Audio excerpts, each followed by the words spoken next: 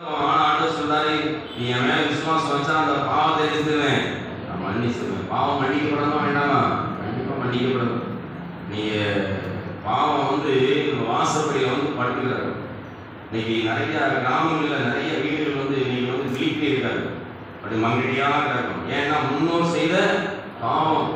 ஆனா ஆண்டவர் சொல்றாரு, அந்த பாவம் உனக்கு மன்னிக்கப்படணும்னா அந்த பொல்லாத பாவம் அந்த வீட்டு வாசப்படியில படுத்திருக்கிற அந்த பொல்லாத பாவம் அந்த வீட்டு வாசப்படியில தான் படுத்திருக்கும். ஒரு காலத்தில் அவங்க ரொம்ப யாருக்காவது துரோகம் பண்ணியிருப்பாங்க, அந்த சாபம் அப்படியே உங்க வீட்டு வாசப்படியில கிடக்கும். உங்க வீட்டுக்குள்ள ஒரு விருத்தி இருக்காது, பிள்ளைகளுக்கு விருத்தி இருக்காது, எதுவுமே இருக்காது. ஆண்டவர் சொல்றாரு, அப்படி உன் வாசப்படியில படுத்திருக்கிற பாவம் மன்னிக்கப்படணும்னா ஆண்டவர் மேல விசுவாசம் வை. காலையில எழுந்து ஜெபம் பண்ணு, காலையில போயிட்டு வா, காலையில வசனத்தை தியானம் பண்ணு.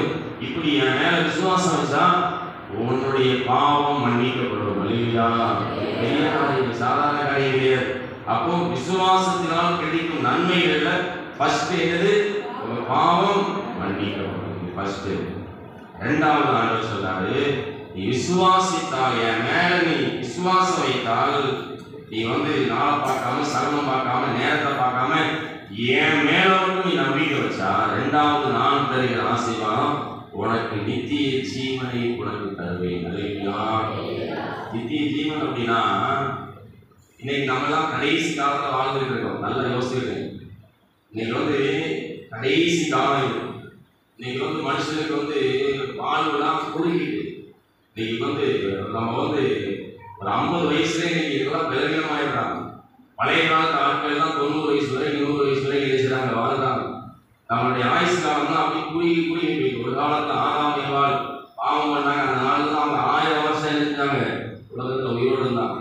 அப்படியே பாவம் செய்ய செய்ய செய்ய செய்ய செய்ய நம்முடைய ஆயுசு காலம் கம்மியாயிட்டே வருது.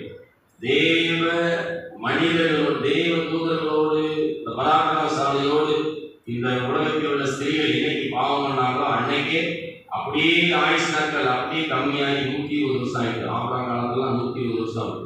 அப்படி கொஞ்சம் கொஞ்சம் ஆகி இன்னைக்கு நம்ம இந்திய தேசத்தின்படி சராசரி மனிதனுடைய வயசு 64 வயசு தான் போட்டுருக்கு. 64 வயசு தான் சராசரி வயசு. மலேசியாவில் இருக்கக்கூடிய பிள்ளைகளுக்கு சராசரி வயசு 50 வயசு தான். கொஞ்ச காலம் தான் கொடுத்துருக்காங்க. நீங்க நல்லா சாப்பிட்டீங்கன்னா கொஞ்ச காலம் என்ன செய்யலாம், வாழலாம். ஒரு 80 வயசு வரைக்கும் 90 வயசு வரைக்கும் வாழலாம். அதுக்கு மேலாம் வருத்தமும் சஞ்சலம் பண்ணிக்கலாம். சாப்பிட்றதுலாம் பாயசம் தான் சாப்பிட்டு இருக்கோம், அந்த அளவுக்கு நீங்க போயிட்டு.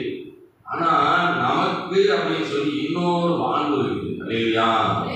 இயேசப்பாவோட சாகாமல் வாழக்கூடிய ஒரு பெரிய வாழ்வு இருக்கு. அந்த வாழ்வை உனக்கு நீ என்னை விசுவாசித்தா உனக்கு நித்திய ஜீவனை தருவேன் அப்படிங்கிறார்.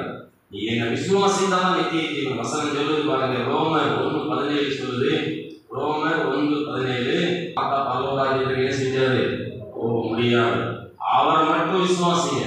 அப்ப ஆண்டவரை விசுவாசித்தா முதல்ல பாவம் மன்னிக்கப்படுது, இரண்டாவது நித்திய ஜீவன் கொடுக்கப்படுது, மூணாவது நீங்க ஆண்டவர் மேல ஆணித்தரமான விசுவாசம் வச்சா நீங்கள் வெட்கப்பட்டு போவதில்லை. வெட்கப்பட மாட்டீங்க. உங்களை ஆண்டவர் வெட்கப்படுத்த மாட்டார்.